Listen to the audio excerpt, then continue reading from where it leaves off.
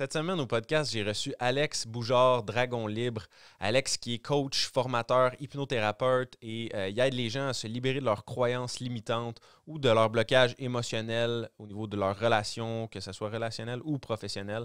Donc vraiment, Alex, ça a été un grand plaisir. On a discuté beaucoup de hypnothérapie, de pouvoir du mental, de pensée.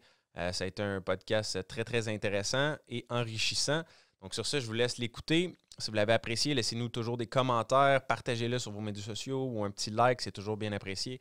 Donc sur ce, bonne écoute, bon podcast. Hey. Salut Alex. Salut Gab. Merci d'avoir accepté l'invitation. Vraiment un grand plaisir, merci à toi. Là, yes, puis on s'est rencontrés au Mexique à la Semaine des entrepreneurs il y a 2 ans presque. Déjà. Oui, déjà. Puis ça, tu as un parcours qui n'est pas nécessairement typique. Tu as été formé comme ingénieur, puis maintenant, tu es rendu hypnothérapeute. Tu travailles de l'hypnose, coach, formateur, tout ça. Fait que c'est ça, je voulais que tu nous expliques un peu, nous parles de ton parcours, comment qu'un ingénieur est arrivé à tomber dans l'hypnose, puis tout ça un peu. Ouais. C'est comment que le switch s'est fait dans ta vie? Je suis encore ingénieur déjà en partant. C'est ça, t'as pas. J'ai une certaine structure mentale. En fait, ce qui est intéressant, c'est que mon grand-père était dans le bâtiment. Mon père était dans le bâtiment. Puis, par la force des choses, je me suis dit, OK, moi, il faut que je sois dans le bâtiment aussi. Puis, mon grand-père, il était plombier chauffagiste. Mon père, il était technicien en structure. Puis, moi, j'ai dit, OK, je vais me mettre ingénieur en mécanique du bâtiment, chauffage, ventilation, tout ça. Parce que c'est comme dans la lignée, c'est comme normal. Le père, il est, c'est la famille dans le bâtiment, donc je vais continuer là-dedans. Je n'avais pas réfléchi à ça. Mais depuis que j'avais 15 ans, j'étais passionné par tout ce qui était mindset, le mental. Puis il y a vraiment eu un élément déclencheur, c'est qu'à un moment donné, je me suis réveillé en pleine nuit, en sueur, parce que je m'étais réveillé avec un cauchemar, tu sais. Puis je ne comprenais pas pourquoi est-ce que je pouvais ressentir des trucs aussi intenses que ça, alors que j'étais confortablement installé sous la couette dans mon lit. Là. Donc là, ça a commencé à me chicoter et dire, c'est quoi cette affaire-là que je ne suis pas capable de contrôler, que je pensais à l'époque, puis qui peut avoir une influence aussi importante sur moi, puis dans ma vie. Donc, à partir de là, j'ai commencé à me renseigner, voir ce que c'est que la pensée positive. Tu sais, fait à partir de 15 ans, tu es quand même assez jeune. Ouais, 14-15 ans, c'est à partir de là que ça a allumé une switch. Fait que ça, c'est venu, dans le fond, ton développement personnel est venu presque avant ta formation d'ingénieur. Oui. Ouais. Ça m'appelait depuis longtemps de faire ça. Et puis, je pratique les arts martiaux depuis que j'ai 8 ans. Donc, j'ai fait ça pendant 16 ans. Puis, il y a une perception aussi, une philosophie de vie dans les arts martiaux, là. Puis tu as un côté spirituel, puis respect de la personne et puis de l'autre et tout ça. Donc, un contrôle mental déjà à l'époque que j'ai développé. Et puis, c'est vraiment ça qui m'appelait déjà depuis très, très longtemps. Mais comme je croyais qu'il fallait que je continue à la lignée paternelle, donc je me suis dit, OK, je vais me mettre à faire de l'ingénierie parce que la pensée positive, le développement personnel, je ne savais pas trop ce que c'était déjà à l'époque, là. Donc, j'ai été en cours d'ingénierie, tout simplement, sans trop réfléchir. Par rapport un peu à ta programmation, si on peut dire, je voulais qu'on en parle justement un peu, comment ça fonctionne, la programmation un peu de notre cerveau, de nos possibilités, en fait, parce qu'on est limité par notre programmation. Puis la programmation, on la contrôle pas nécessairement au départ de notre vie. C'est ça. Ce que j'ai remarqué avec les clients que j'ai accompagnés, les gens que j'ai accompagnés jusqu'à maintenant, puis ce que je perçois, c'est que souvent les bugs que les gens vivent actuellement, manque de confiance, syndrome d'imposteur, procrastination, tout ça, c'est pas en lien avec ce qu'ils sont vraiment, ce sont en lien avec des programmations qui viennent depuis qu'ils sont tout petits. Souvent, c'est dû à l'éducation, dû à l'école, aux amis, tu sais, les réflexions arrête de faire ton intéressant, tu sais, je suis en train de parler avec quelqu'un, tais-toi, puis Puis, veut pas, à force de se faire dire ça, quand on est petit, de 0 à 6 ans, on ne se rend pas compte qu'on accumule puis qu'on se fait programmer par des réflexions des autres, par les parents notamment. Nos parents, justement, comme toi, c'est ça, ton grand-père puis ton père était comme ingénieur ou travaillait dans le bâtiment. Donc, toi aussi, tu as suivi la même lignée. C'était ça faisait partie de ton programme, si on peut dire. Exact, oui. C'est la programmation que j'avais, j'avais la croyance qu'il fallait que je continue la lignée parce que sinon, j'allais briser quelque chose. Mais tout ça, c'est inconscient. On ne s'en rend pas compte. Là. Puis, OK, ben, on va le faire sans réfléchir et puis on fait ça. Ouais. Puis c'est ce qui fait qu'un moment donné dans la vie, tu sais pas trop pourquoi, mais tu te rends compte que tu n'es pas nécessairement heureux à ton plein potentiel, que tu te ramasses avec une vie qui n'est pas la tienne nécessairement parce que tu suis le programme, mais tu n'es pas conscient nécessairement de tes désirs, de ce que tu veux faire. Tu n'es pas heureux, tu n'es pas épanoui, tu ne sais pas trop pourquoi, tu crois qu'il faut que tu continues, tu crois que c'est normal de rusher, puis qu'il faut que tu forces. Puis, on en parlait un peu tantôt. Puis c'est pas vrai, on n'a pas à forcer pour être heureux, au contraire. Là, si on force, là, c'est parce qu'on n'est pas, en gros, sur notre X, on n'est pas bien, puis on n'est pas libre.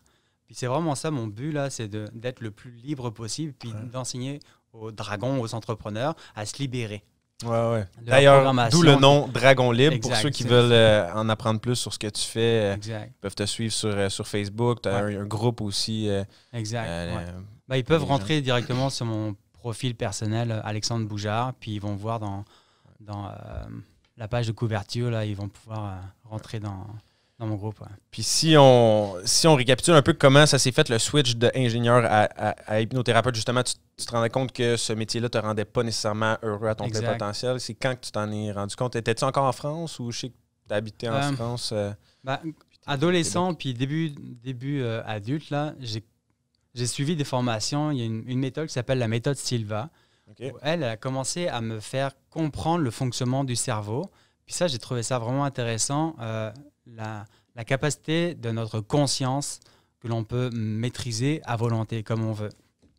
Ça, je trouvais ça vraiment intéressant. Puis ça a commencé par la visualisation. On parle...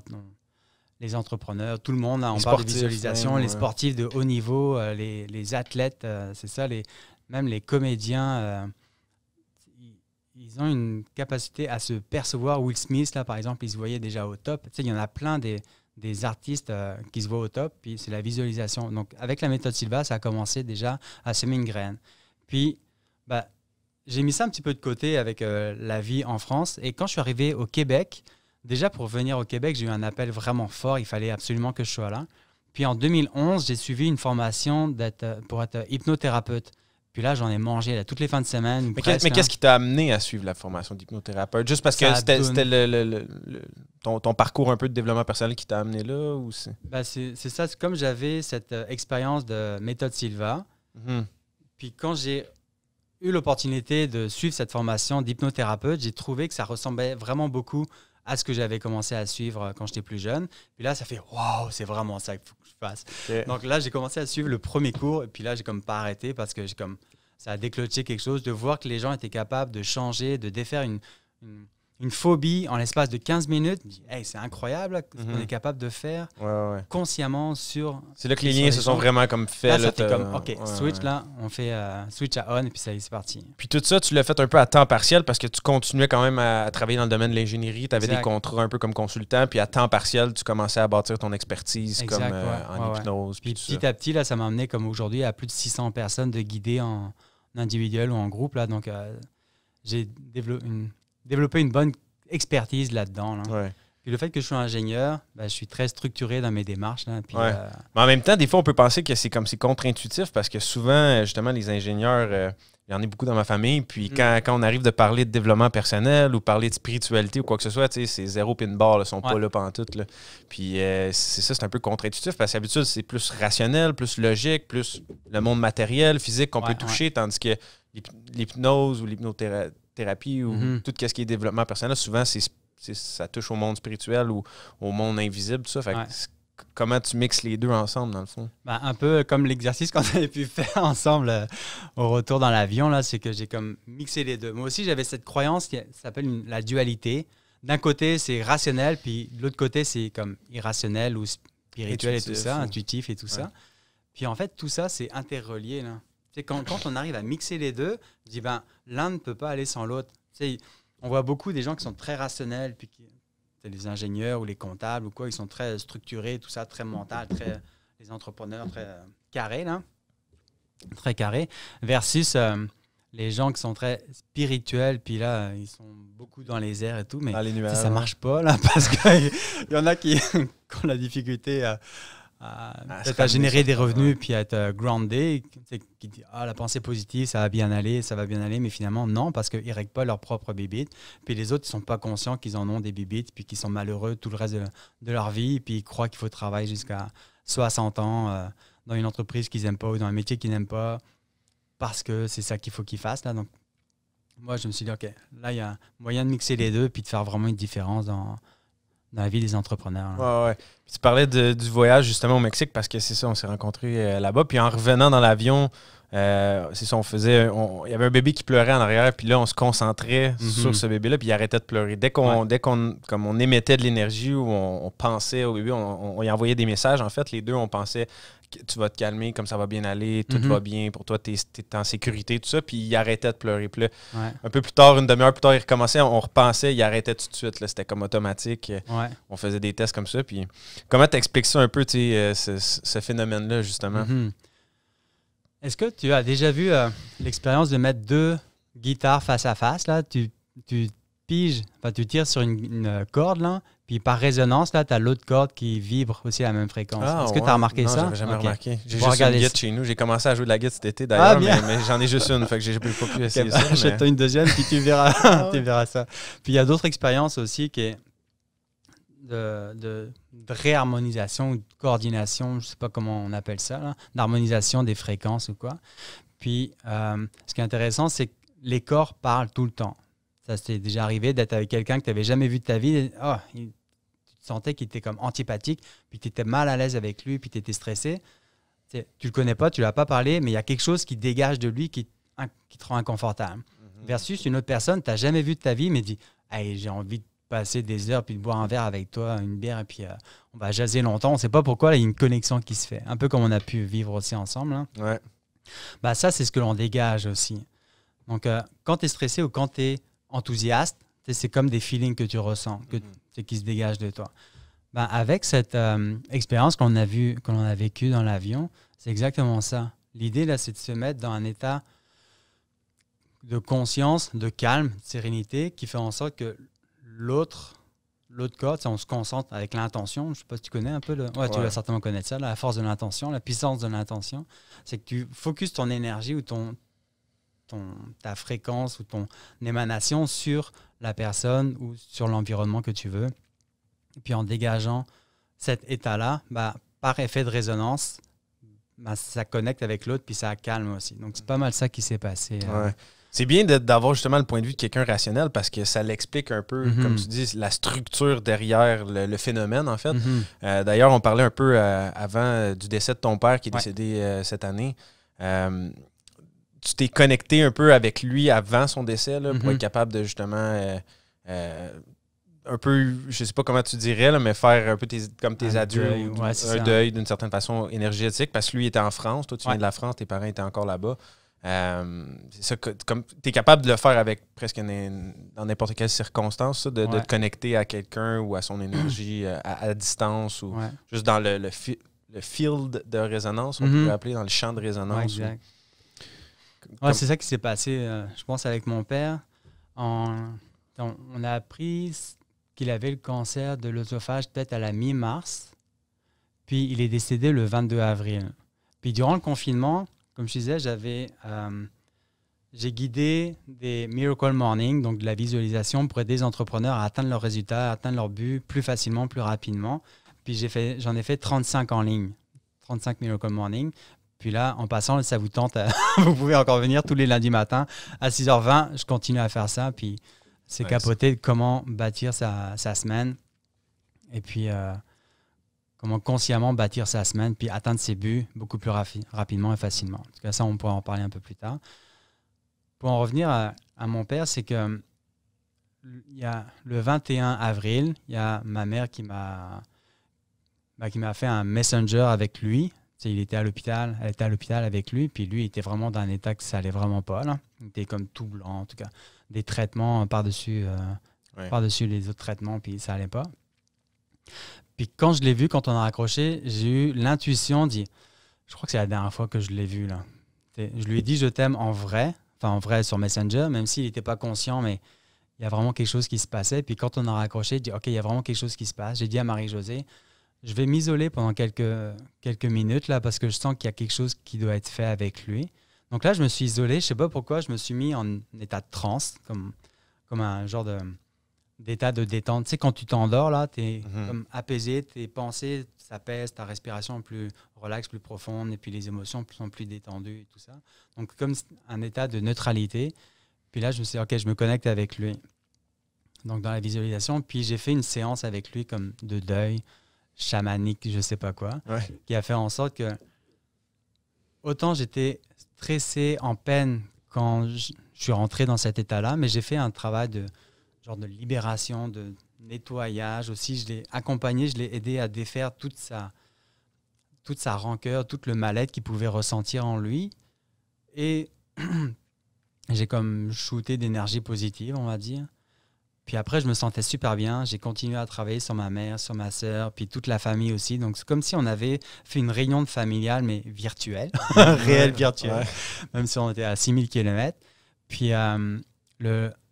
ça s'est fini là. Donc, moi, j'étais en paix à la fin de la session. Je dis, OK, c'est cool. Je sens que la job a été faite. Je ne sais pas pourquoi, mais je sentais que c'était job done. Ouais. Puis, le lendemain matin, je ne sais plus quel jour c'était, le 22 avril, enfin, peu importe, je faisais un mastermind avec Miracle Morning. Puis, c'est ça, j'avais prévu de faire mon Miracle Morning comme tous les matins à 6h20. Et à 6h18, il y a ma mère qui me dit, ça y est, papa est parti. Puis là, elle dit, OK. C'est comme si je le savais, je le sentais. Puis, ça a été assez intense quand même.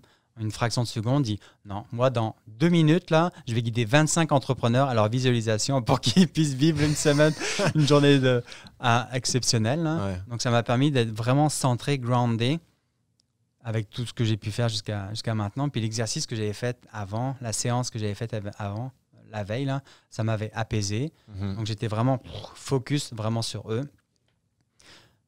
Puis quand la session a été faite, ben là, j'ai relâché aussi toute la pression pour dire, OK, ça y est, il est parti, là. Mais c'était vraiment surprenant de savoir que 6-7 heures après la session, il s'en allait, là. Donc, il y a vraiment quelque chose qui s'est passé. Moi, je crois que tu l'avais senti la veille, c'est ça, là, pour faire cette séance-là. Exact. Vraiment intéressant. Puis tu parlais de l'état de transe un peu. Je pense que c'est ça qui est nécessaire pour l'hypnose, l'état de neutralité que tu expliques. Est-ce que toi, tu as des trucs pour, mettons, justement, les gens qui veulent essayer ça à la maison, d'essayer de se mettre dans cet état-là? Comme, y a-tu un processus à suivre? C'est-tu une étape 1, 2, 3? C'est ça.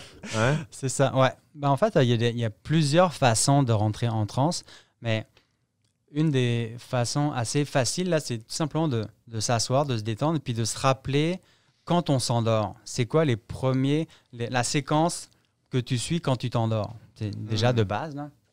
Dans le sens où... Mais ça, c'est différent pour tout le monde, j'imagine. Tu sais, comme par exemple, moi, quand je m'endors, je sais pas, c'est pas très long. Là. Habituellement, je ferme les yeux, puis ça prend comme 5-10 secondes, puis je ressens pas nécessairement qu'il y a un état spécifique. Ben, en fait, c'est que tu te rends compte que quand tu commences à prendre conscience ou à être plus concentré sur « OK, comment ça marche? C'est quoi la première étape que je ressens quand je m'endors? » OK, ben là, j'ai l'impression que mes pensées sont plus calmes, ma respiration est plus profonde.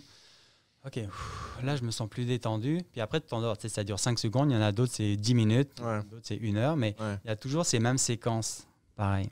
Okay. Donc, soit tu peux faire ça, soit tu peux... j'ai des outils, j'ai pas mal d'outils aussi qui aident justement à amener les gens en état de neutralité comme ça. Habiter son corps, il y a un exercice développé par Alex Nadeau, là. Habiter son corps, donc c'est... Imaginez que ta conscience, là, ce qui t'accompagne depuis que tu es tout petit, depuis que tu es né, peut-être même encore avant, consciemment, tu l'amènes dans ton corps. Donc, tu commences par les pieds, tu fais remonter ça dans tes jambes, tout ça, là, pour faire en sorte que tu sois plus détendu, plus présent dans ton corps. Donc, en gros, quand tu es présent dans ton corps, tes pensées sont plus calmes, plus détendues, moins de brouhaha mental. Là, tu te rapproches de l'état de neutralité. Puis là, tu te rapproches dans cet état de neutralité, ouais. Okay. Puis tu amplifies ton état aussi pour que ce soit encore plus Qu'est-ce que tu dis par amplifier ton état? Ben, consciemment, tu dis, OK, ben, ce feeling-là, je le laisse aller. Puis à chaque respiration, ben, il grandit de plus en plus. Puis comme si il envahissait toute la pièce dans laquelle je suis. Il envahit tout le bâtiment dans lequel je suis, tout le quartier, puis tout ça. Puis à chaque respiration, ça s'amplifie de plus en plus, tout en étant bien présent en soi. OK. Donc, c'est intéressant. C'est vraiment ça que j'ai remarqué quand je guide les gens. C'est de se mettre... C'est comme la base, là. C'est quand tu es dans cet état-là, après le travail pour faire les transformations, pour faire les libérations de toutes sortes de choses, c'est beaucoup plus efficace que si tu es trop dans ta tête, trop mental, trop analysé, trop à juger, à calculer. Ben, tu as trop un brouhaha mental, puis tu n'es pas capable de ressentir tout ce que tu as besoin de libérer qui est en toi finalement. Ouais. Parce que les émotions sont plus dans le corps que notre cerveau. On est capable notre cerveau est capable de les percevoir, mais il ne se passe pas dans le cerveau, nos émotions. Non, c'est dans le corps. Et c'est dans le corps et même à l'extérieur du corps, ça arrive souvent. Ouais. Puis si tu es trop dans ta tête, ce phénomène-là d'expliquer d'être trop dans sa tête, ça, c'est justement, c'est quand le côté extrême des gens qui sont très, très rationnels, qui pour eux, la spiritualité, c'est quelque chose de superflu. Ça n'existe pas du tout. Il n'y a rien d'autre que qu'est-ce qu'on est capable de percevoir avec nos yeux. Là. Mais cet extrême-là t'amène un peu à ce phénomène-là que tu dis d'être constamment dans ses pensées, en fait. Exact. Ouais, c'est comme un brouillard mental. Là. Puis ce brouillard mental, ça empêche à percevoir c'est quoi les feelings que tu ressens. Mais tu n'es pas conscient qu'il y a un brouillard mental, dans le fond. Quand tu es dans le brouillard, tu n'es pas conscient que tu es dans le brouillard. Non, c'est comme le brouillard social, là, avec toute la matrice, tout ce que l'on vit autour. Ça revient vraiment à nos programmations. On ne se rend pas compte. C'est comme si on était un ordinateur puis qu'on était bourré de logiciels virus et puis de trucs qui roulent en automatique. Là, on ne sait pas que ça existe, on ne les voit pas. On a notre ordinateur qui est notre corps physique, puis on ne voit pas qu'il y a tout le logiciel et puis toutes les chevaux de Troie, puis les logiciels espions, puis tout ça qui roulent en automatique. On ne le sait pas, ça. Ça, c'est comme les... Jusqu'à temps que tu t'en rendes compte. Jusqu'à temps que tu aies un jusqu'à éveil. Un moment, c'est ça, où tu te rends compte que, OK, je suis au ralenti, là, puis je me sens pas bien dans ma vie. C'est quoi qui se passe? OK, là, il y a comme un déclic qui dit, OK, là, je vais faire le gros ménage. Ouais. Souvent, en plus, il faut que les gens, faut que ça aille mal dans leur vie. Il faut qu'ils vivent comme une grosse épreuve. Il faut que les choses, il faut qu'ils se rendent à un plateau de dépression ou un bas dans leur vie pour être capable de réaliser, OK, un breakthrough. Il y a quelque chose qui ne fit pas, là. Ouais, c'est ça. Puis toi, quand tu guides justement des breakthroughs chez les gens, comment tu t'y prends en général? C'est quoi ton approche? Y a-t-il des choses en particulier? Moi, l'approche, comment est-ce que je fonctionne, c'est que les gens qui viennent me voir, c'est qu'ils ont un bug, soit ils ont procrastination, soit ils ont un manque de confiance en eux, soit il y a un plateau dans leur chiffre d'affaires de leur entreprise, ils ne savent pas trop pourquoi, soit ils sont malheureux en affaires, ils ont des mauvaises relations, ils ont des relations toxiques ou quoi. Ils viennent me voir parce qu'ils ont ces bugs-là, donc ils sont conscients, mais ils ne savent juste pas comment défaire ça.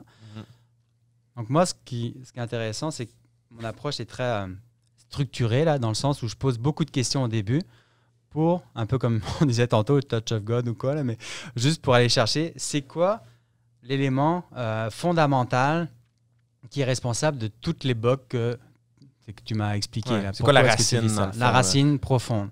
Puis à ce moment-là, je travaille sur cette racine profonde-là. Quand cette racine est défaite, là, comme une mauvaise herbe, là, plutôt que d'enlever la partie supérieure de l'herbe puis que la racine est encore là, moi, je vais chercher vraiment le plus creux possible. Hop, j'enlève cette racine-là, puis après, débarrasser complètement. Là. Ouais, nice. Ouais. Puis c'est ça me fait penser un peu à... Je sais pas pourquoi je pense à ça, mais ça me fait penser au système médical un peu aujourd'hui qui traite beaucoup les symptômes puis qui essaie de... En fait, c'est une approche un peu contraire à la médecine allopathique ou le modèle de médecine comme ça. C'est plus qui traite des symptômes. Toi, c'est plus tu traites la racine qui amène le symptôme. Je pense que ça peut être complémentaire. Là. Ouais. Moi, je suis pas médecin. C'est deux choses différentes, complètement. Je suis pas médecin, je suis pas psy, je suis pas rien. Là. Ouais. C'est juste quand quelqu'un a une croyance difficile, limitante ou que c'est difficile pour elle, je suis comme capable d'aller chercher l'origine de ça, même s'ils ne s'en rendent pas compte, là. Même s'ils ne savent pas d'où ça vient. Je vais éradiquer vraiment le virus dans l'ordinateur. Là. Je le pulvérise. Là. Tu parlais de la matrice, ça, je trouve que c'est un phénomène que je trouve vraiment intéressant. Là. C'est quoi pour toi, justement, la matrice? Comment qu'elle se crée? Tu parlais de l'école, elle est partout, dans le fond. Là. Comment qu'elle s'installe en dedans de nous, cette matrice-là? Non, c'est pas là-dedans. Non? Ça va aller trop loin? Ouais. Moi, ce que je perçois, c'est que nos réactions sont directement en lien avec nos programmations. Là. Puis, quand ça fait réveiller quelque chose, c'est quand il y a une situation qui nous dérange fortement, là, c'est que ça réveille quelque chose, ça peut être l'injustice, puis c'est en lien avec les valeurs que l'on peut avoir. C'est l'injustice, l'insécurité, tout ça. Quand ça touche ça, c'est ça qui fait en sorte qu'on a des réactions qui peuvent être assez violentes dans la vie de tous les jours, finalement. Là. Puis nos actions dans la réalité sont directement en lien avec qui nous habite, nous, au quotidien. Donc, si on est insatisfait avec ce que l'on vit, ben on est conscient, on peut être conscient de défaire ce qui nous dérange pour nous en libérer puis être vraiment plus aligné avec nous. Donc, de se libérer de la matrice, finalement. La maîtrise de nos programmations, d'être plutôt que d'être en réaction avec une situation externe, parce que la situation externe, elle est telle qu'elle est. C'est juste nous, comment est-ce qu'on réagit par rapport à ça. Tu sais, ça peut être des jumeaux, par exemple, qui ont eu la même éducation, puis il y en a un qui réussit super bien en affaires, puis l'autre, c'est comme un drogué, puis il n'est pas capable. Là. Pourtant, ils ont eu la même éducation tous les deux, les mêmes parents, les mêmes situations. La même génétique quasiment en tant que telle. Mais... C'est comment est-ce que tu réagis par rapport à ça. Puis ça, c'est directement lié avec notre monde interne, notre monde imaginaire interne. Puis la matrice, c'est ça, en fait. C'est comment ça... Comment tu vas réagir automatiquement un peu aux événements qui se passent dans ta vie. Puis quand tu sors un peu de la matrice, c'est que tu es capable de voir les choses telles qu'elles sont. Puis là, tu contrôles la façon que tu réagis aux événements. Exact. Au lieu d'être plus comme dans un pilote automatique. Exact. Quand on ne peut pas maîtriser les événements, on peut se contrôler face aux événements. Ça, j'aime bien ça, là, pour dire, OK, c'est quoi que ça fait émerger en moi là, quand cette personne elle fait telle affaire sur les réseaux ou en moi ou envers moi ou quoi. Qu'est-ce que ça réveille en moi? C'est quoi qui me dérange?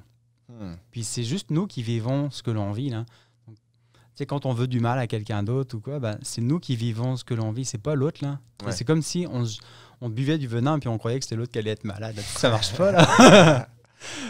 Donc, OK, qu'est-ce que j'ai besoin de me débarrasser définitivement là, pour être détaché de ça? Par exemple, je peux te donner l'exemple de... Quand j'étais en ingénierie, à un moment donné, j'étais à une réunion de chantier. C'est pour un projet immobilier, justement. Puis, l'architecte, il avait une réaction très... il y avait une situation technique qui était difficile.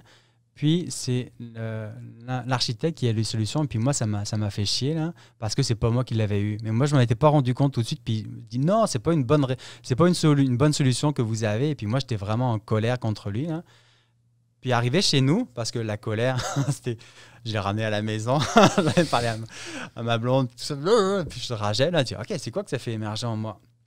Ce que ça a émergé, c'est que les solutions peuvent venir d'autres personnes qui ne viennent pas forcément de moi. Donc, en gros, c'est que je n'ai pas forcément la solution infuse pour toutes. Puis, d'autres personnes peuvent avoir une approche différente et puis avoir une bonne approche qui me permet de m'améliorer. Ouais. Donc là, quand j'ai défait ça, après, ça a super bien été parce que j'ai adopté ça, je me suis plié, entre guillemets, mais après, c'était comme vraiment plus facile. Là.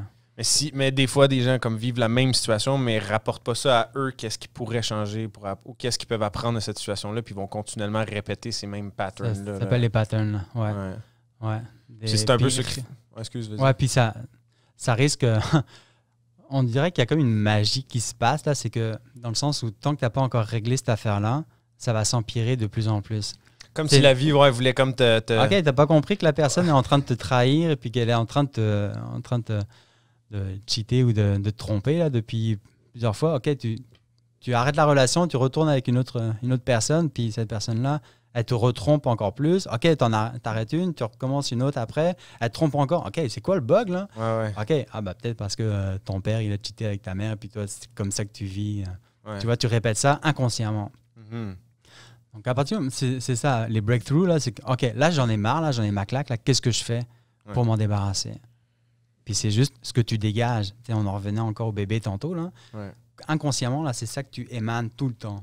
C'est la trahison, là, c'est ça que tu dégages. Tu te rends pas compte, là, c'est comme ancré en toi.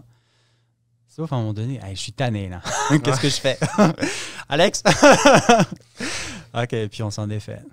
Ouais, puis à part aussi Alexandre Nadeau, c'est ça que tu disais, qui est un de tes mentors. As-tu d'autres références comme dans l'hypnose, dans le monde de l'hypnose, comme des mentors, des gens que tu pourrais recommander de suivre pour ceux qui veulent en apprendre plus sur le sujet? Ou... Moi, j'ai commencé avec l'Académie Dolfino. Ce que j'aimais bien avec Catherine Dupuis et Éric Chagnon, c'est que... ça, c'est en France ou c'est au Québec? Non, c'est au Québec. Okay. Au Québec. Avec leur enseignement, c'est que c'était très visuel, très holistique, l'hypnose. C'est comme, en fait, tout le monde rêve, hein? Tout le monde fait des rêves. Il y en a qui sont capables de s'en souvenir, d'autres un peu moins, mais dans toute la vie, on s'est souvenu au moins une fois d'un rêve. En hypnose, en gros, c'est que en hypnose, de leur façon, de leur approche, là, c'est d'amener les gens à visualiser ou à rêver des situations puis à les transformer en eux. Donc, en gros, c'est pas mal ça. C'est de la visualisation consciente. Là. Comment est-ce que tu changes ça? Une relation toxique, on dirait, on peut dire, ou quelqu'un qui est décédé ou quelqu'un qui te trahit. OK, c'est quoi ton feeling avec ça? Puis tu peux te défaire de cette relation-là dans ta conscience là, en faisant des exercices d'hypnose, d'auto-hypnose, de visualisation comme dans les rêves. Aussi simple que ça. C'est quoi? Y a-t-il une différence entre l'hypnose et la visualisation? Concrètement, ça serait quoi la... Tout ça, ça se rejoint. Je pense que c'est juste des termes, c'est juste des concepts, là, comme une langue, l'anglais, le français ou quoi. C'est des langues qui ont été développées, mais tout ça, c'est pour communiquer là, d'une manière ou d'une autre. Là. Donc, l'hypnose, la visualisation, c'est comme pour communiquer, pour changer ton monde interne, puis pour changer ta vie, puis améliorer ta vie, être beaucoup plus aligné avec ce que tu veux être, ce que tu veux faire dans ta réalité. Là.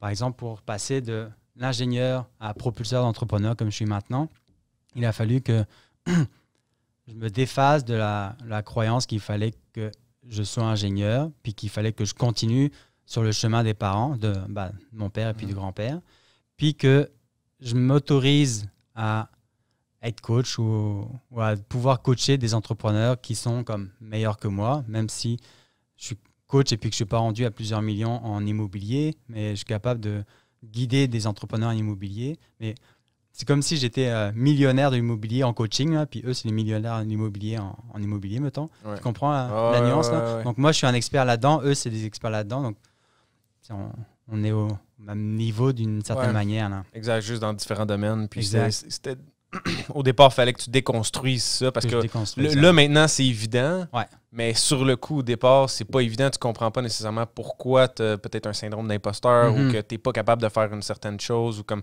que tu restes bloqué à un certain niveau, que tu n'arrives pas. Fait que là, tu déconstruis ça, tu fais ton travail sur toi-même puis tu réussis à arriver à ces réalisations-là. Mais ça, c'est toujours drôle parce que souvent, ça semble simple une fois que tu l'as compris. C'est ça. Mais c'est pas simple à comprendre au début. Une fois que tu as acheté ton premier immeuble, tu dis c'est facile finalement. Mais non.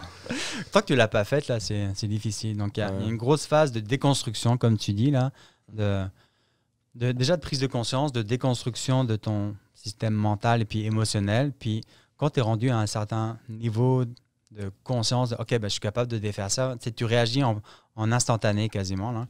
Dire, ça c'est intéressant, cette personne-là, elle me dérange, elle me frustre. OK, c'est quoi que ça fait émerger en moi? Tu le défais, OK, tu t'en libères. Il y a un moment donné où ça devient comme automatique. Là. Mais avant d'en arriver là, c'est sûr que là, tu es dans la matrice, là, il faut que tu s'en sortes et tout ça. Mais surtout que il y avait Alex, il y avait Dolfino, l'hypnose. Là, donc, j'ai développé beaucoup par moi, mais on dirait que tout le processus, maintenant, je suis relativement à l'aise pour aller chercher c'est quoi l'élément fondamental pour avoir des répercussions sur tout le reste. Là. Que ça aille vraiment rapidement. Puis moi, personnellement, comme dans ma vie, il y a une habitude que j'arrive pas à me défaire. Mettons, il y en a plein que je suis consciente que un gros défi à moi, personnellement, des fois, c'était les dépendances. Je suis capable de m'en libérer, je suis conscient. Mais mettons comme une habitude comme me ronger les ongles. Comme ça je fais ça depuis que j'ai comme 5 ans. Puis souvent, comme je me dis, OK, il faut que j'arrête ça. Mais comme ça, je sais pas par où commencer. Mettons, comment tu me conseillerais de réussir à débarrasser de ça? C'est drôle parce que ronger les ongles, c'est un truc que je travaille depuis pas mal de temps et que j'ai pas encore été capable de défaire. Ça, c'est impossible à défaire. Là. Oui, c'est possible. Ouais, c'est possible. Il faut juste être conscient de c'est quoi que ça fait émerger en toi. Pourquoi est-ce que tu le fais? Qu'est-ce que ça fait comme feeling en toi? Qu'est-ce que tu as besoin de compenser quand tu fais ça? Il y en a, c'est les jeux vidéo. Il y en a, c'est l'excès de sport intense. Il y en a, c'est comme l'alcool, la drogue, le tabac, peu importe. Là. Mais quand tu es conscient de qu'est-ce que tu cherches à combler ou à compenser avec ça, puis que tu défais pourquoi est-ce que tu compenses avec cette action-là, cette mauvaise habitude-là, tu n'as plus besoin de trouver un échappatoire, tu sais. Mais c'est ça, ça fonctionne, en tout cas pour moi personnellement, pour des habitudes que tu es conscient de faire, comme le tabac ou l'alcool ou d'autres choses. Mais pour des choses que tu fais inconsciemment, comme tu T'as-tu des trucs ou comment tu peux t'y prendre? Ou tu deviens conscient. Faut par exemple, conscient. La première étape dans le fond, serait de devenir conscient. C'est d'être conscient. Tu es rendu à un certain stade que ça te dérange. Une relation toxique, là. Et à un moment donné, OK, ça me dérange d'être dans cette relation-là. Ouais. Qu'est-ce que je fais? OK, qu'est-ce que ça fait émerger en moi? OK, je ne suis pas bien, je me manque de respect parce que je reste encore avec cette personne-là. OK. Mais si je laisse cette personne, elle ne va pas être capable de gérer ses affaires elle-même. Donc, tu as un peu de culpabilité. Tu as comme une accumulation de plein de trucs, mais c'est quasiment instantané, toutes ces histoires dans ton imaginaire qui se créent tout seul. Mm-hmm.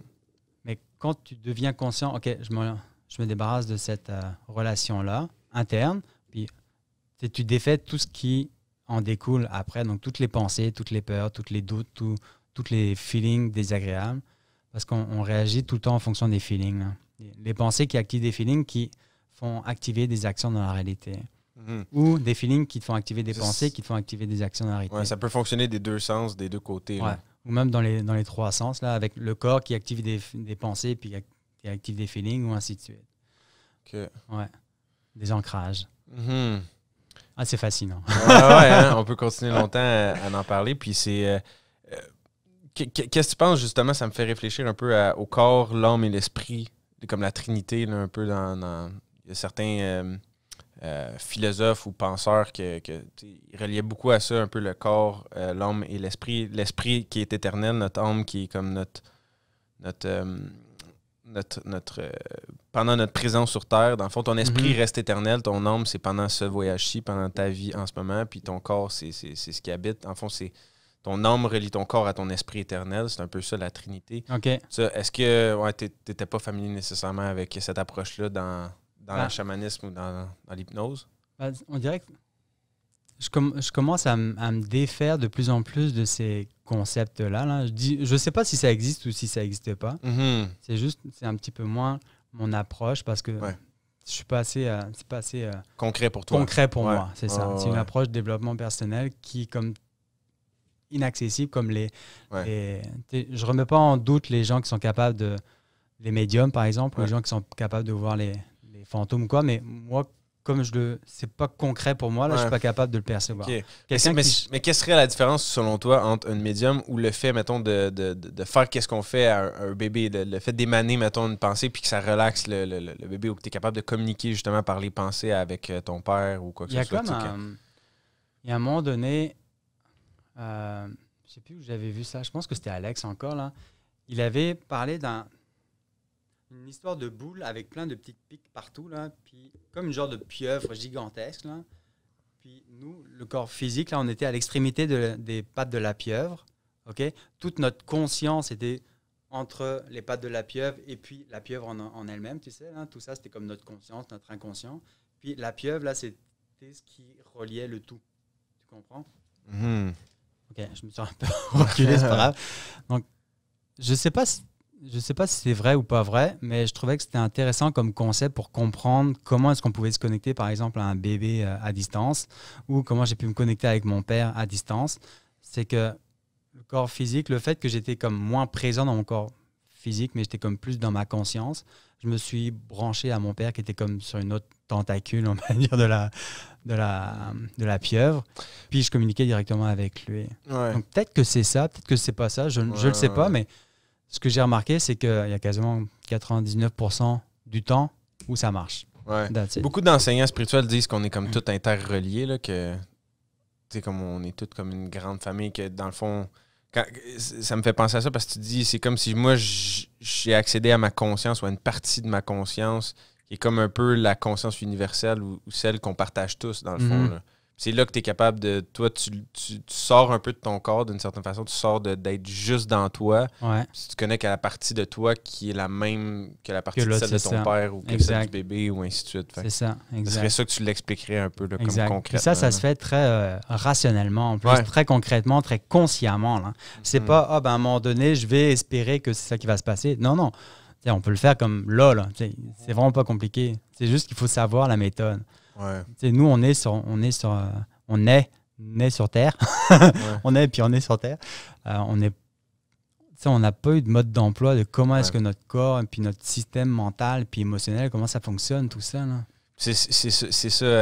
On se fait pas apprendre ça à l'école, justement, parce que ils veulent, on peut pas dire ça, mais comme c'est conçu un peu pour que tout le monde pense pareil, puis que c'est ce genre de connaissances-là qui te permettent d'être puissant puis de vivre une vie vraiment sur ton X. C'est pas aligné. C'est pas, on pousse pas nécessairement de l'avant ces connaissances-là, tout d'abord. On veut plus former des bons travailleurs, des bons personnes qui restent à leur place, qui posent pas trop de questions. Ouais. Puis c'est pour ça que j'aime les entrepreneurs, parce que eux ils sont comme outside the box. Là. Ouais. Fuck le système. Moi, je fais ce que j'ai envie de faire. C'est quoi le système? Là, que 95% des gens ils sont dans le système. C'est correct là, qu'il y ait des gens qui travaillent, des salariés, tout ça.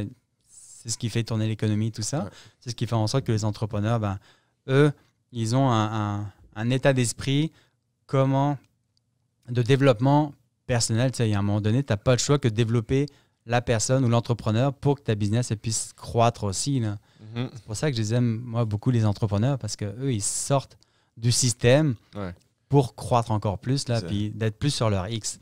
Ça ne veut pas dire que tu ne peux pas le faire comme si tu n'es pas entrepreneur, parce qu'il y en a plein aussi qui n'ont pas le guts de se lancer par eux-mêmes comme une entreprise ou dans le projet de ça, mais ils peuvent quand même se développer personnellement puis être salariés, mais être très heureux puis être très conscients quand même puis développer leur plein potentiel en étant dans une entreprise quand même. C'est le mindset de juste chercher à être plus, chercher à être meilleur, chercher à apprendre. Chercher à être soi-même. Là. Ouais.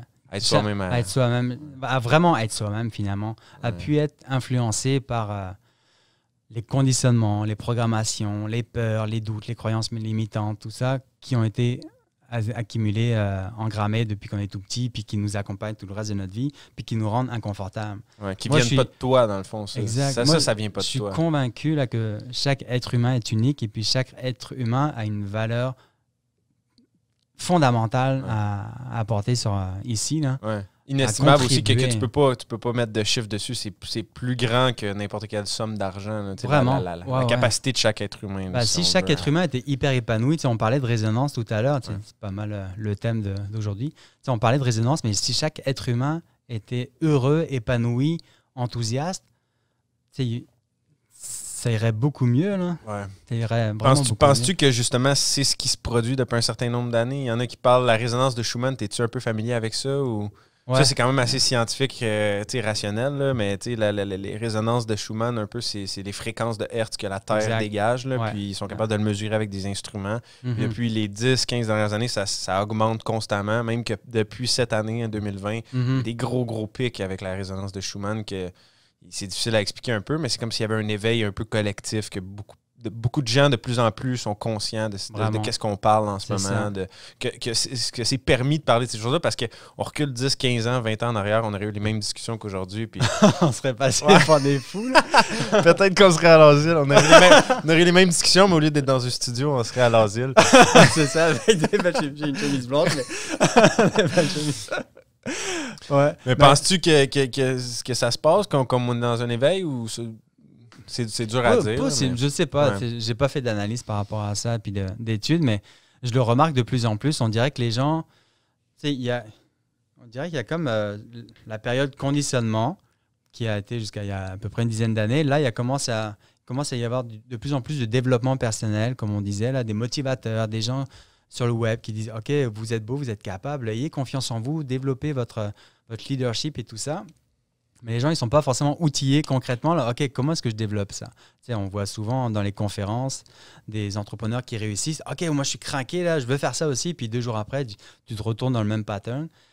Donc là, on dirait que là, on est dans une période, OK, les outils, concrètement, là, je me défais de toutes mes programmations. On en voit de plus en plus sur le web, là, des gens défaire les croyances limitantes pour réussir en affaires. On voit de plus en plus cette affaire-là. Donc, on est comme dans une phase de défaire les programmes. Là. Comme un genre de popcorn qui est en train d'éclore. Ça explose de plus en plus. Puis, on est en train de voir ça, on est en train de le vivre concrètement en ce moment. Là. Ouais. Les gens qui disent hey, « je peux pas croire qu'on puisse vivre ça ». OK, consciemment, on va choisir l'amour, on va choisir plus ce qui nous allume, comment contribuer à aider les autres à s'élever, puis à changer, puis à être plus heureux, à être plus épanoui. C'est notre responsabilité à nous, là, Gab et toi et moi, et puis tout le monde. Ouais, tout le monde, exact. Puis dès que tu t'éveilles, c'est ça, c'est ta responsabilité d'éveiller d'autres gens aussi. Puis dès que tu Puis éveillé, ça veut pas dire que t'es plus illuminé. T'es illuminé, Non, puis non. c'est ça, t'es plus conscient. t'es meilleur que tout le monde, là, ça Non. veut pas dire Ah, ça non. du tout. Là, Par c'est rapport. juste comme tu disais plus tôt, comme on parlait un peu de la programmation qu'on reçoit via l'éducation à l'école, qu'on se fait former à penser d'une certaine façon, que selon ce que tes parents font comme métier ou quoi que ce soit, ou qu'est-ce qu'ils te disent, c'est quoi leur valeur à eux, tu te fais programmer à penser d'une certaine façon, puis c'est pas toi nécessairement, absolument. Non. Parce que t'es pas assez conscient pour réaliser qui t'es ou ta puissance, ou comme quand t'es jeune. Fait que Ouais. c'est quand tu te défais du programme qui t'est installé sans ton Consentement, quasiment. Ouais, sans ton consentement. C'est un peu ça pareil, parce Ouais. qu'on commence l'école à 5 ans, puis à 5 ans, t'as pas la capacité de décider juger, ça. puis Fait non, que non. tu te fais installer un programme, puis après ça, ben, plus tard, tu réalises soit qu'il est bon pour toi, le programme, ou soit peut-être pas tout à fait. Tu sais, peut-être Mhm. que si tu te libères de ça, tu peux comprendre vraiment exactement ta puissance, ta force à C'est toi ça. unique, puis C'est ça. qu'est-ce qui fait que tu es unique. Puis après ça, tu développes ça, tu te concentres là-dessus, puis là, tu deviens un Puis t'es popcorn pas- éclos. Exact, c'est ça. Puis là, Puis tu te fais manger, puis tu l'exemple. meurs. Tu montres l'exemple. hein. Tu montres l'exemple, tu Ouais. dis.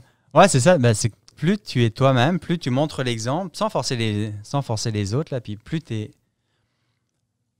peux inspirer du monde. Moi, c'est ce que je suis en train de vivre et de remarquer en ce moment-là. Je force personne à venir me voir, je force personne à changer, tout ça, mais juste les gens, quand ils me voient aller, disent « Hey, c'est intéressant ce que tu fais là, comment est-ce que tu peux m'aider à développer ça? Mhm. Moi, comme je te dis, j'ai mon programme en ligne, je fais du coaching beaucoup, et puis les gens, ils tripent sur les changements parce que c'est très concret ce qu'ils vivent et puis ce qu'ils apprennent. Hein. Puis ils aiment vraiment beaucoup ça. Puis je force pas les gens. Les gens, ils viennent, je leur enseigne, je leur donne le meilleur de moi tout le temps. Puis ben, ça catch et puis c'est vraiment fou. Là. Ouais. Mon père, on parle de ça, on disait tantôt, il y a une dizaine d'années, on serait fait mettre à l'asile. Là. Ouais. C'est quasiment ça que mon père, il reconnaissait de moi. Là. Il disait, ah, c'est une secte ce que vous faites, c'est n'importe quoi. Parce que ma mère est pas mal dans cette vibe-là aussi. OK.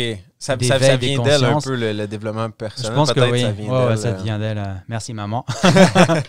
Puis mon père, au contraire, lui, c'était comme, hey, c'est n'importe quoi, c'est une secte ce que vous vivez. Ouais. Arrêtez de me faire chier avec ça. Puis, en tout cas, Ouais. excusez les termes, mais il s'en allait. Puis lui, ça le rongeait solide. Là. Mais comme c'était plus fort que moi, j'ai continué là-dedans, l'hypnose et tout ça, de pouvoir développer, coacher de plus en plus de monde. Puis, est-ce qu'à la longue, il l'a accepté ou... C'est ça la magie de la constance, là, d'être constant, aligné avec ce que tu fais. C'est qu'il y a 2 ans, justement, c'était au mois d'août pour mes 40 ans, puis lui, c'était ses 70 ans. On a fêté nos anniversaires ensemble, puis il y avait toute la famille, puis il y avait beaucoup d'amis, tout ça. Ce qui était intéressant, c'est que mon père a demandé à ma sœur d'aller me voir parce qu'elle avait un bug particulier. On a fini la session ensemble. OK, elle était libérée, elle dit « intéressant ». Il a demandé à sa sœur, à lui, de venir à ce que je la coach. Donc, on a fait une session pendant 3 quarts d'heure. On est revenu, dit « OK, il y a quelque chose qui s'est libéré ». Ça faisait 2, 3, 4... Il m'a lancé beaucoup de monde comme ça. Puis au bout de cette personne, il dit « Il y a vraiment quelque chose qui se passe avec lui, là. » Puis quelques jours après, il dit « Alex, là, oui, papa, ben, j'ai un bug au niveau de ma santé, là, puis j'aimerais que tu m'aides. » Wow! Avec plaisir, papa. Là, ça fait 40 ans que pas 40, mais ça fait 25 ans là, que je suis là-dedans, puis tu me vois aller, tout ça. Puis, ouais, ça fait 25 ans que j'ai le goût de t'aider puis de partager. Puis là, c'est toi qui me demandes de l'aide avec grand plaisir. Donc, on a fait une session pendant 1h30, puis c'est la première fois en 40 ans là, que j'ai connecté avec mon père pour vrai. Je n'avais jamais connecté avec lui comme ce jour-là. Là. Puis, Ouais. on s'est mis à brailler ensemble, on s'est serré dans... J'ai encore les motons, là, je trouve ça vraiment intense. Ah ouais. Ça, c'était un de mes moments marquants. Ouais. On s'est serré dans les bras, là, puis il m'a regardé en braillant, on dit hey, « c'est vraiment puissant ce que tu fais. » là. Ouais. Puis après, là, il était tout le temps en train de pousser. À chaque fois que je faisais un post, il me partageait ça. Alors, en tout cas, c'était vraiment... Switché. parce qu'il l'a vécu, il l'a senti Ouais. au plus profond de lui, là, qu'il y avait quelque chose de puissant. Mais c'est une preuve que n'importe qui peut passer d'être extrêmement rationnel, puis pour qui, justement, la spiritualité, c'est de la folie, c'est des sectes, c'est Ouais. comme... Tu peux passer de cet état-là à, finalement, OK, wow, Il y a quelque chose qui il y a se passe, quelque hein. chose qui se passe, puis c'est concret, là. Ouais. Puis ça me ferait aussi qu'est-ce que tu dis, parce que ça représente très bien aussi l'énergie masculine et féminine, tu sais. On a tous l'énergie masculine et féminine en nous, peu importe que tu sois une femme ou un homme. Mais tu sais, la femme est habituellement un peu plus ouverte à ce qui est spiritualité, tout ça, surtout dans le passé, en fait, ça venait souvent plus des femmes, puis les hommes sont plus, non, rationnels, faut être... on n'a pas d'émotion. Faut pas pleurer, c'est pas bien de pleurer, là. mais c'est ça, finalement... Je commence à venir à bout de tout ça. Ouais, c'est ça, t'as réussi à résoudre un peu cette différence-là là, entre... Peut-être que le fait que je sois un homme ingénieur, puis qui parle de ça de plus en plus, on dirait que ça commence à questionner, dit c'est quoi qu'il fait, lui? OK. C'est comment ça que ça marche autant, ce qu'il fait? Pourquoi il y a autant de témoignages? Pourquoi il y a des gens qui reviennent, qui sont super enthousiastes et puis tout? Hein? Donc, on dirait que ça commence à allumer, à éveiller les consciences masculines. Donc, je trouve ça vraiment le fun. Ouais, puis ce phénomène-là, en fait, à l'échelle globale, à l'échelle mondiale, c'est beau à voir, je pense. En tout cas, je souhaite que de plus en plus de gens se réveillent, puis tout ça, puis parce que, tantôt, je parlais du système médical, tout ça, puis en ce moment, moi, qu'est-ce qui me fait peur un peu avec la COVID, tout ça, c'est que on s'en vient un peu dans une dictature médicale où est-ce que c'est comme les scientifiques ou les scientifiques disent comme on sont capables de dire qu'ils ont la vérité infuse, puis que comme tout ce qui est spiritualité, ça n'existe pas, vu que on n'est pas capable de le démontrer hors de tout doute en ce moment avec les instruments qu'on a, les outils qu'on a. Malgré que un gars comme toi, tu as des centaines de témoignages, des centaines de cas que ça a fonctionné. Mais comme là, on est encore juste à l'échelle que il faut que tu le vives pour le croire. Exact. Tandis que là, puis là, on se fait imposer de penser d'une certaine façon médicalement. Là, bientôt, des vaccins qui vont être forcés sur les gens. Ils forcent les policiers peuvent rentrer chez vous pour vérifier s'il y a des gens chez vous. On s'approche, on vit une période, je trouve, présentement qui, moi, personnellement, me fait questionner de dire, là, c'est le temps que de plus en plus de monde s'éveille à dire, OK, il existe d'autres choses là, que juste ce que tu es capable de voir. Là. Il faut avoir ce réveil-là en tant qu'humanité, parce que si on se réveille pas, comme on s'en va dans un mur, là, on s'en va dans une direction qui est pas bonne, selon moi. En tout cas, bref, on a tous droit à nos opinions par rapport à ça, mais c'est beau d'avoir un témoignage que quelqu'un est passé d'ultra rationnel à penser que c'est une secte, à finalement adopter ça puis te recommander tout ça. Fait que espérons que ça se passe, ce phénomène-là, avec de plus en plus de gens dans le monde, je pense. Il y a de plus en plus de professionnels de la santé qui sont, ou des experts, là, des scientifiques qui s'ouvrent de plus en plus. Là. Par exemple, moi, j'ai guidé en hypnose, j'ai guidé un chirurgien dentiste en France. Là, donc, puis lui, il utilise l'hypnose aussi. Il utilise des techniques comme l'EFT également pour défaire le stress de la fraise. Là,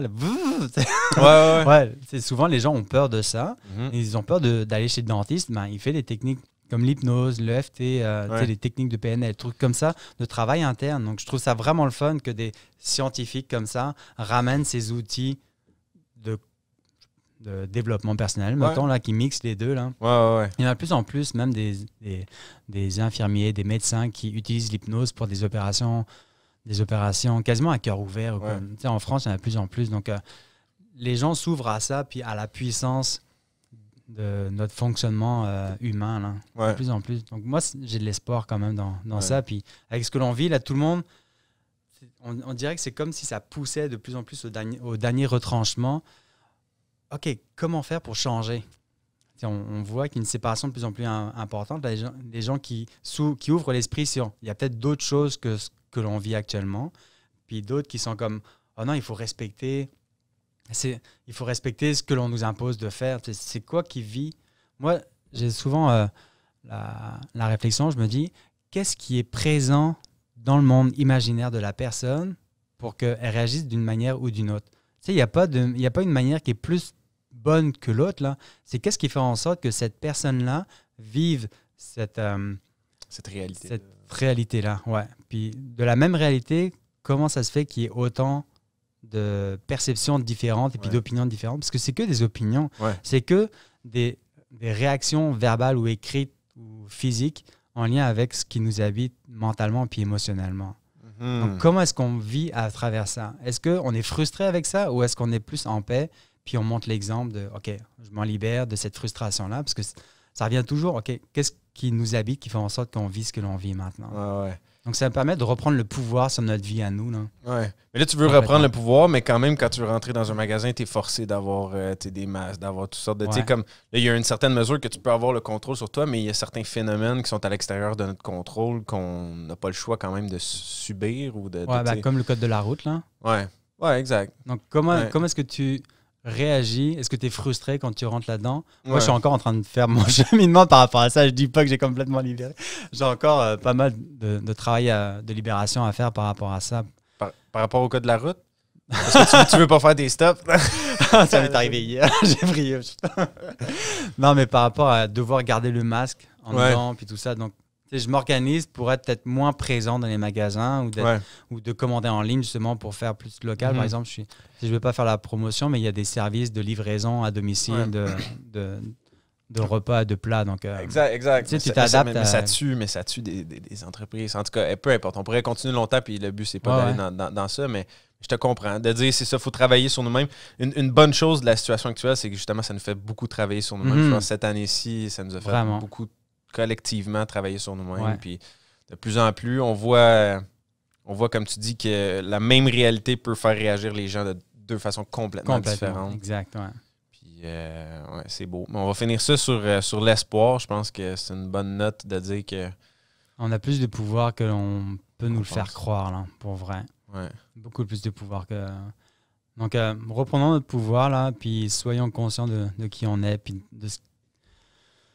On a le choix de choisir notre vie, de créer notre vie vraiment comme on le veut, là, puis de l'adapter avec la situation externe. On n'a comme pas le choix que de faire ça, mais on peut vivre notre vie de manière épanouie. Là. Ouais. Dans la situation actuelle, il y en a qui sont là sur la PCU, puis d'autres, leur entreprise est en train de grossir. Là. C'est juste des choix conscients. Où est-ce que tu t'enlignes? Puis si vous avez besoin d'aide avec faire des bons choix conscients, vous libérez. Dragon Libre, Alex. Yes, salut. Merci beaucoup, Gab. Yes, merci d'être passé. Nice.